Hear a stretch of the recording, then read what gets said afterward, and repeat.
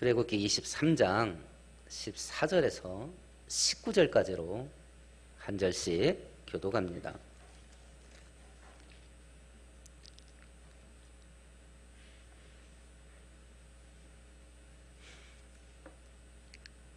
너는 매년 3번 내게 절기를 지킬지니라.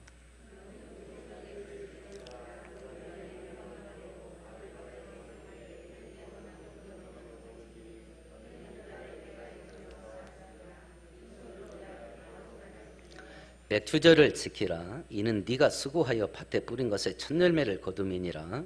수장절을 지키라. 이는 네가 수고하여 이룬 것을 연말에 밭에서부터 거두어 저장함이니라.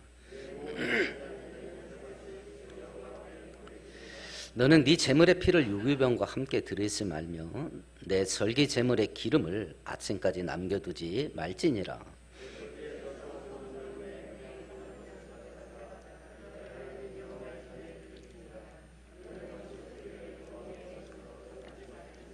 아멘. 아멘. 우리나라 3대 명절 하면 정월, 대보름, 구정, 추석 요 정도 될지 모르겠습니다. 구약 성경에 보면 종교적인 3대 절기, 명절입니다. 3대 명절을 지키라 하나님께서 직접 명령하셨는데 오늘 읽은 본문이 그 세 개의 3대 종교적인 명절이 무엇인지를 말씀해 주시는 본문입니다. 그 중에 하나, 오늘은 맥주 감사 주일인데요. 보리와 밀을 추수하고 나서 하나님께 감사드리는 일종의 추수 감사 주일입니다. 우리나라는 이제 장기간의 경제적인 불경기를 지내고 있고요. 그래서 아마 돈 많이 쌓아놓고 사는 집이 아니라면 그동안 팍팍하게 살았을 겁니다. 거기다가 이 코로나 사태 때문에 행동도 불편하고 마음도 편치도 못하고 또 연약한 상태에서 사업까지 한다면 더 고달픈 인생을 살고 있을 겁니다. 이런 와중 속에 추수 감사 주일을 우리가 지키고 있는데 우리 마음속에 감사할 건덕지가 있는지 모르겠습니다. 대체 감사할 건덕지가 있어야 감사를 하지, 이런 생각이 우리 안에 있을지도 모르겠습니다. 이론적으로는 알겠어요. 하나님께 감사해야 된다는 걸.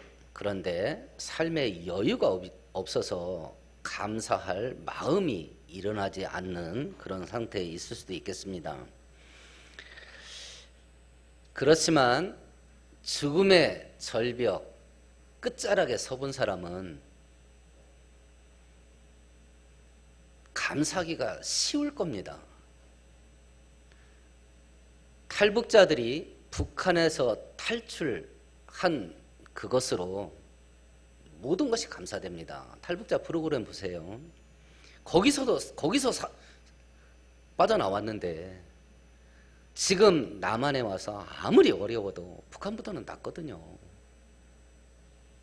아무리 어려워도. 그래서 성경은 우리들에게 마음을 낮은 곳에 둬라. 그러면 경건에 유익이 있느니라.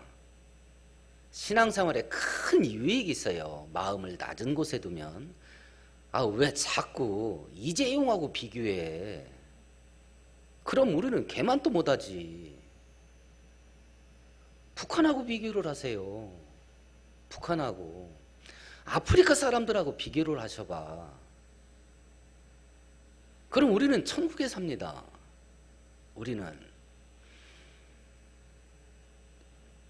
그러니까 우리는 이 세상을 신앙적으로 살기에는 이 마음, 영적인 거, 내공이 너무 약해요. 너무 약해요. 너무 쉽게 돈에 왔다 갔다 해. 너무 쉽게 작은 물결에 인생이 휘둘려요. 작은 물결에. 하나님께서 무릇 지킬 만한 것보다 네 마음을 지켜라. 생명의 근원이 거기서 나온다. 마음의 중심을 딱 잡아야 되는데 그 마음에 내공이 없어요. 그러니까 아무것도 안 하는 일에 휘둘려 버려. 아무것도 안 하는 일에. 그럼 이 맥주 감사절을 맞으면서 하나님이 왜 감사절기를 지키라 하나? 이유가 뭐냐? 두 번째, 그러면 감사절은 대체 어떻게 지키는 거냐? 감사절을 지키는 방법. 세 번째, 하나님께서 기뻐하는 방식대로 감사절기를 지키면 우리에게 어떤 일이 일어나냐? 이걸 설명한 것이 14절 이후로부터 해서 23장 전체가 바로 절기를 지키는 방법에 대해서, 그리고 절기를 제대로 지키게 되면 우리들에게 어떤 일이 일어나게 될 건지 그걸 설명하는 본문들인데요. 오늘 우리가 성경을 살펴볼 때에 하나님께 감사의 제사를 드리는 것이 하나님께 드리고 끝나는 게 아니라 우리 인생을 얼마나 복되게 하는지를 온전히 깨닫는 은혜가 있기를 축원드리겠습니다. 세 가지 절기를 잠깐 살펴보십시다. 15절에 보면 무교병 절기 지키라 되어 있고, 16절 맨 첫 절을 보면 맥추절 지키라는 부분이 있고, 16절 중간 부분에 보면 수장절을 지키라. 요게 세 개의 명절입니다. 무교절은 다른 말로 유월절이라고도 하는 명절이고요. 이스라엘 백성들이 애굽에서 노예 생활을 할 때에 하나님께서 그들을 해방시키셔서 가나안 땅으로 돌아오게 하신 사건을 기념해서 하나님께 감사하는 명절이에요. 그러니까 이걸 신학적인 개념으로 해석을 한다면 내가 예수 믿고 구원받고 하나님의 자녀가 된 것을 기념해서 지키는 감사 명절이에요. 두 번째는 맥추절, 오늘 우리가 지키는 절기입니다. 가나안 땅에서 밀을 농사 지어서 밀을 추수하고 나서 하나님께 감사드리는 명절이고요.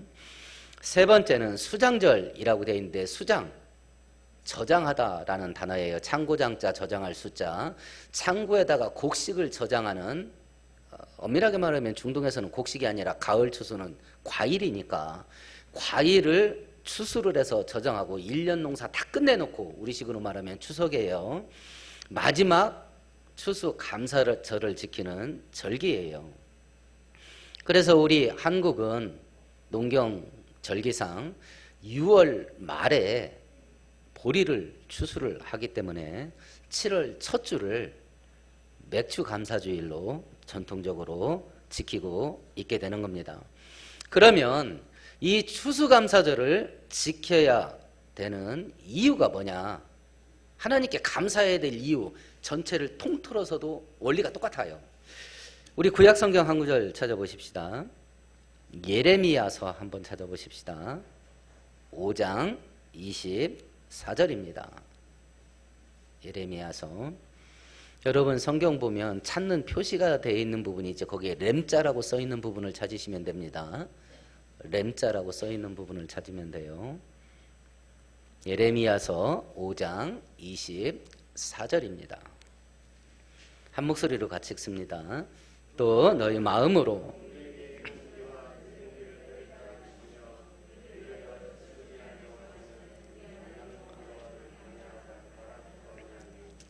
하나님께 감사의 마음이 사라진 이스라엘 백성들을 책망하시는 내용이에요. 내가 너네들한테 이른 비 늦은 비, 그리고 봄, 여름, 가을, 겨울 계절의 변화, 이런 것들을 내가 너희들에게 허락해서 너네들이 농사 짓고 먹고 살지 않냐.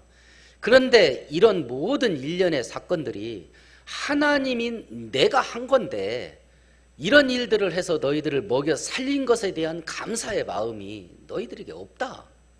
그럼 우리가 꼭 농사 지은 것에 대한 감사뿐만 아니라 하나님과 나 사이에서 하나님께 감사드려야 될 원리가 뭐냐? 지금 나에게 있는 모든 것들은 하나님이 주신 것이다 라고 하는 것 속에서 하나님께 감사의 반응을 보이는 거죠.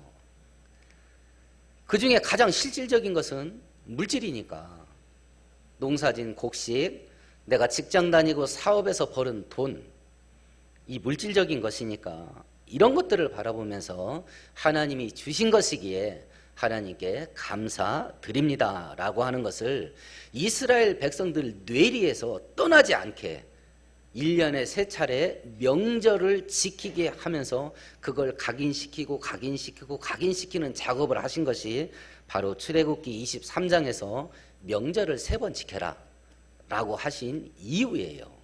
이것이. 그러면 감사절을 지키는 방법이 뭐냐? 오늘 본문 19절입니다. 함께 같이 읽읍시다. 네 토지에서 처음 거둔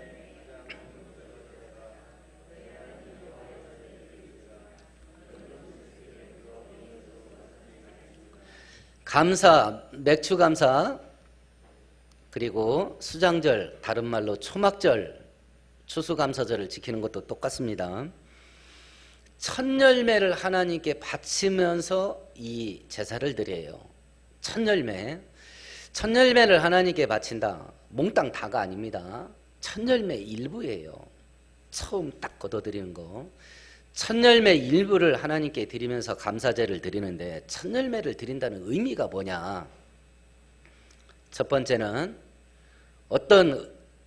우리 과거에 우리나라 저 어렸을 때만 해도 밥상머리 예절이 존재를 했어요. 집안의 가장, 할아버지가 됐든지 아버지가 됐든지 집안의 가장이 수저들기 전에 다른 식구들이 수저드는 거 혼났습니다. 아버지가 수저 들지도 않았는데 네가 먼저 수저를 들고 음식을 퍼먹어. 그거 혼났어요. 불효의 상징이었습니다. 그래서 어른들이 수저 딱 들고 국 한번 딱 떠 먹으면 그 다음에 또 밥 먹지. 그러면 딱 드는 거예요. 첫 열매를 드린다는, 첫 수저 뜰 수 있는 기회를 드린다는 거, 이게 뭐예요? 당신이 제일 귀한 분입니다. 이걸 인정하는 행위예요. 이걸 인정하는 행위. 똑같은 어린아이인데 과거의 어린아이는 됐어요. 지금 어린아이는 안 돼요. 원인은 어디에서 생긴 것 같아요? 애들은 똑같은데 부모가 달라진 거예요.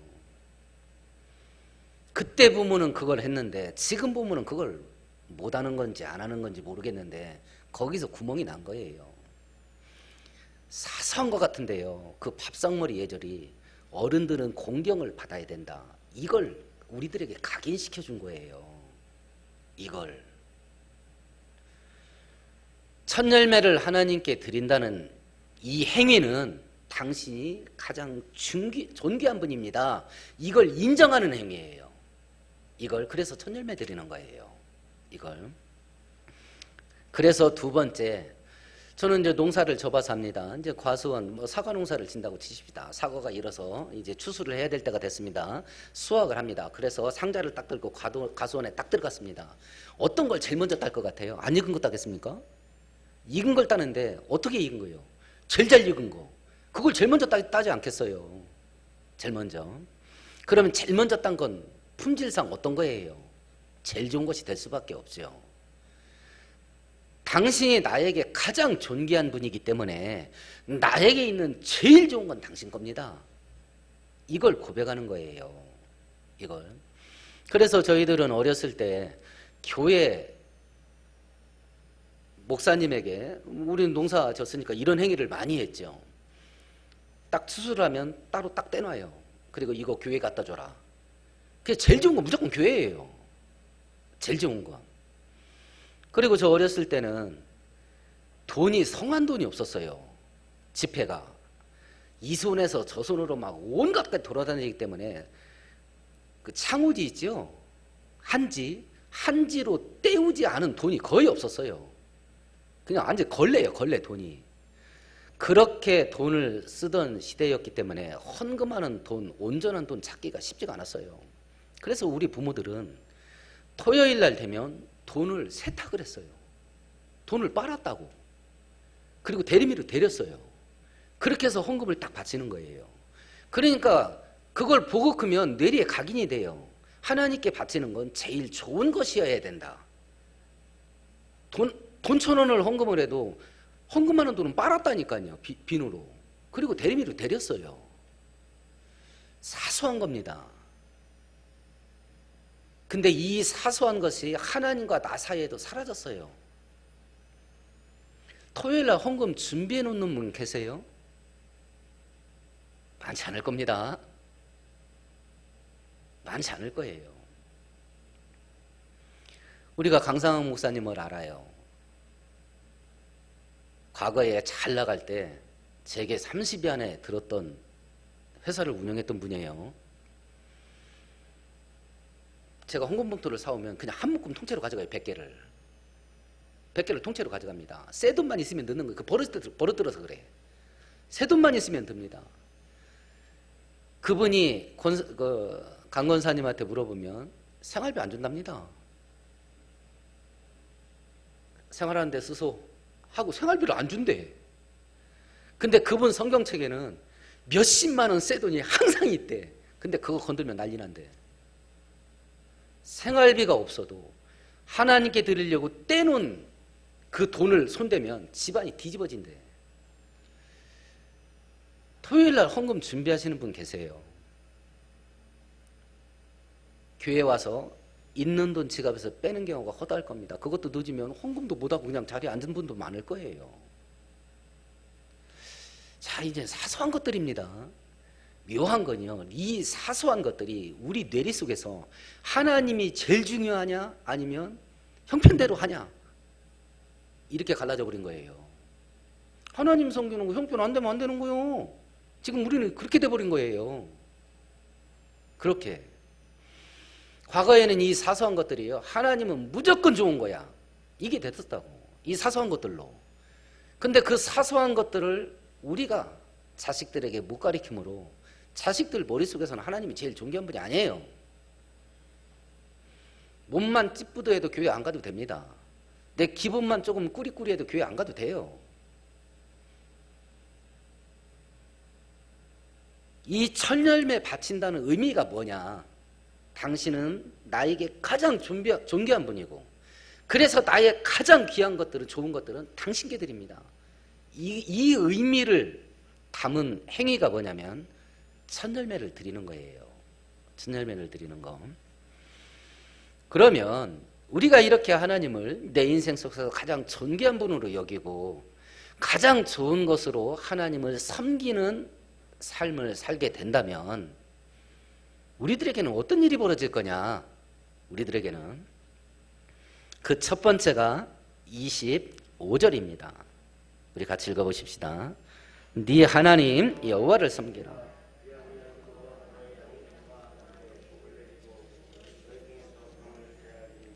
첫 번째 복은 네 양식과 물에 복을 주마. 물질의 축복을 약속하는 거예요. 물질의 축복. 잠언 3장에 보면 네 재물과 네 소산의 처음 익은 열매로 여호와를 공경하라. 그리하면 네 창고가 가득히 차고 네 포도즙 틀에 새 포도즙이 넘치리라. 물질에 대한 축복의 약속은 기본적인 거예요. 그래서 산업혁명이 일어나고 19세기 말 20세기 초에 산업화가 급속도로 일어나는 근대시대에 전 세계 경제를 주무르는 사람들은, 큰 재벌들은 대부분 기독교인이었습니다. 대부분 기독교인이었어요. 미국에서 처음 백화점을 설립한 사람이 있습니다. 백화점 왕이라는 별명을 갖고 있는 워너메이커라는 사람이 있는데 전 세계에 돈을 뿌렸어요. 일제시대 때 우리나라도 종로에 명물들이 여러 개 있었죠. 저 때만 해도 종로에 YMCA, 그리고 맞은편에 있던 종로서적, 그리고 화신백화점, 만남의 광장이었습니다. 거기서 보자고 약속 장소였어요. 그 종로에 있었던 YMCA 건물이, 전두환 그 드라마 보면 그 골목 항상 나오잖아요. 이 워너메이커가 헌금해서 된 설립한 건물이었어요. 전 세계 그런 일을 무지하게 했습니다. 혹시 콜게이트 치약, 콜게이트 비누 써보신 분이 있나요? 저는 말만 들었습니다만 이 창립자도 나중에 10의 9조를 하나님께 헌금하고 10의 1조를 가지고 살았는데, 제가 지금 통계는 모르겠습니다. 몇 년 전 통계에 의하면 삼성보다 한 단계 앞섰어요. 그 사업 규모가 10개 벌어가지고 9개를 하나님께 바치고도 그 하나 쓰는 것 가지고도 삼성보다 큰 회사를 만들어냈어요. 하나님의 약속이에요. 그런데 이런 축복을 누가 경험하겠습니까? 하나님의 약속을 믿고 하나님이 하라는 대로 한 사람만 경험하는 거예요. 하나님의 지배를 받으면 돈도 지배하고 세상도 지배할 수 있습니다. 근데 하나님의 지배를 떠나면 돈과 세상의 지배를 받을 수밖에 없어요. 이것이 복음을 믿고 하나님을 섬기면서 살 때에 하나님과 우리 사이의 관계는 명령과 복종의 관계가 아니라 사랑과 축복의 관계예요. 이건 비밀입니다. 근데 공개된 비밀이죠. 근데 누구도 이걸 실험해 보지를 않습니다. 현대 기독교인들은 자기들 인생 속에서 실험을 안 해봐. 하나님이 이렇게 말한다? 그렇게 되나 한번 해보자. 이걸 안 해봐요. 믿음으로 도전을 안 합니다. 첫 번째 축복의 약속이 물질의 축복의 약속이고, 두 번째 축복의 약속은 25절 끝절에 보면 너희들 가운데서 병을 제하여 준다. 건강의 축복이에요. 그러면 예수 믿는 사람은 장애인 안 생기고, 예수 믿는 사람은 코로나 안 걸리고, 예수 믿는 사람들은 질병에 걸려서 죽는 일 없냐? 있습니다. 근데 기본적으로 건강의 축복을 약속하고, 혹여라도 건강에 문제가 생겼다면 그 연약함을 통해서 하나님은 어떤 일을 하시냐? 선한 일을 하셔요. 우리는 그걸 믿는 거죠. 그걸. 세 번째 우리에게 약속하시는 축복이 무엇이냐면 26절입니다. 같이 읽어보십시다. 네 나라에 낙태하는 자가 없고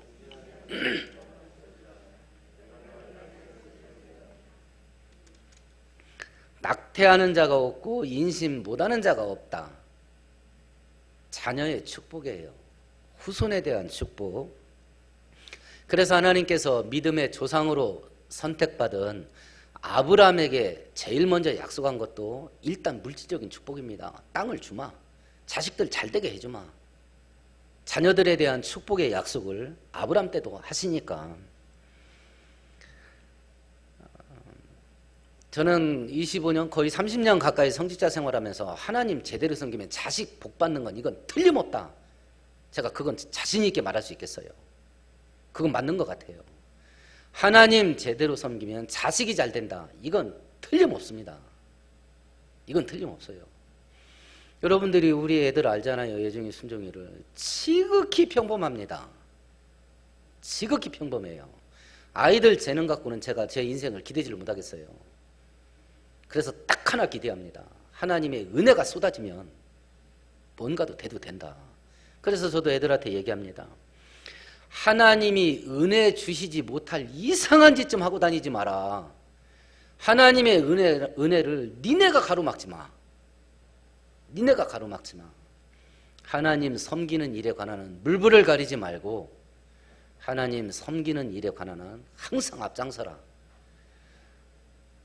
내가 흙수저이기 때문에 돈 없고 백 없어서 니네들 먹고 살기 힘들어. 그런데 하나님의 은혜가 부어지면 뭔 일이 돼도 된다. 그렇게 가르칩니다. 제가 봤고 성경에서 약속하니 이건 틀림없는 거예요. 이것은요.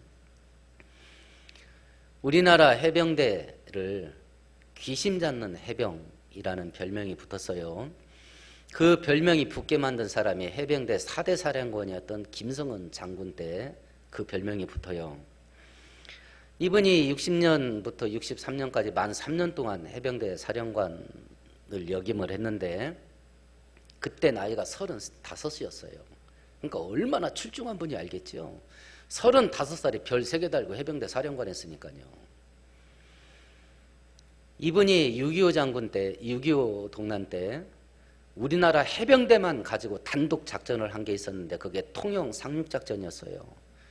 그 작전을 보고 외국 군인들이 이거 한국 해병대 귀신도 잡겠는데 이렇게 한 것이 계기가 돼가지고 한국 해병을 귀신 잡는 해병이라고 별명을 붙게 되었다 그래요. 이분이 이제 사령관 은퇴하고 박정희 대통령 시절에 7년 동안 국방부 장관을 했습니다. 지금도 최장수 기록이에요. 지금도 안 깨졌어요, 이 기록이.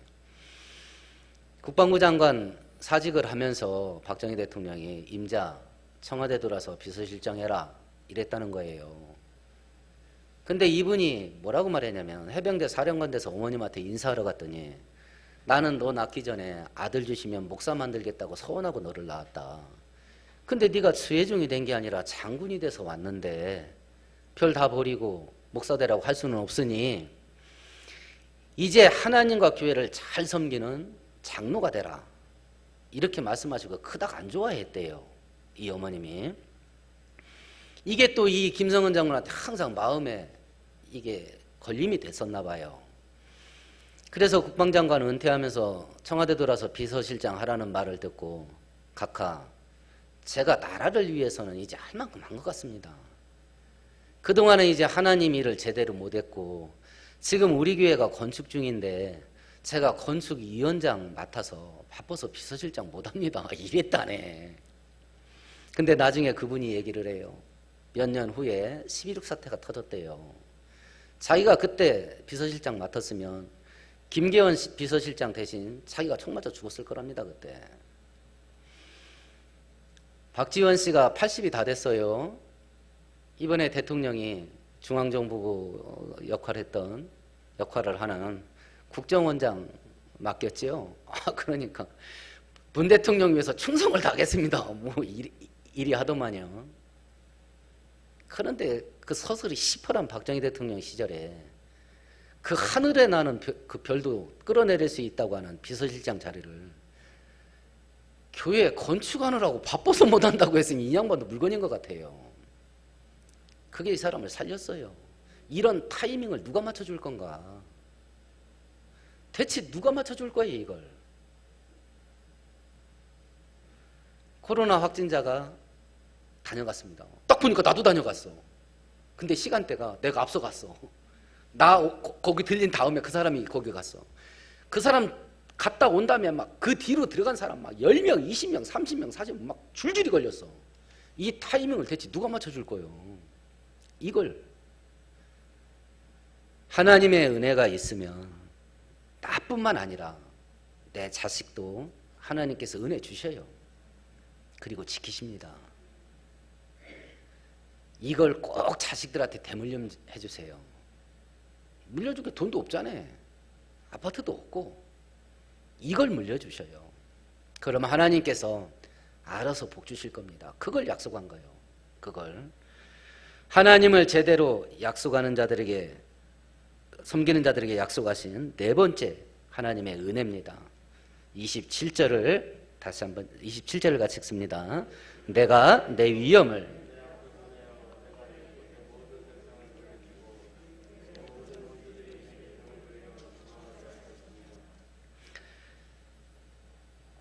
주변 이방민족들과의 관계 속에서 네 원수들을 향해서 네가 항상 승리하게 해주마.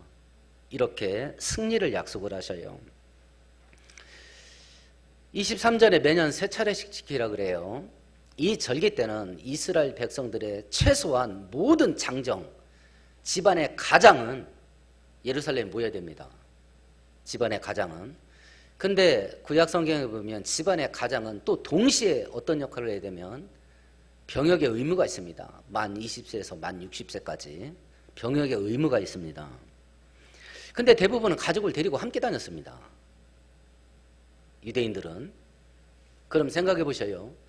지금 이스라엘 백성들이 가나안 땅에 들어가면 가나안 땅의 7 부족들과 대치 상태에 들어갑니다. 전쟁 상태로 들어가요. 이방의 7 부족들과 전쟁 상태에 있는 환경 속에서 군사 역할을 해야 될 모든 남자가 예루살렘에 모이는 거예요.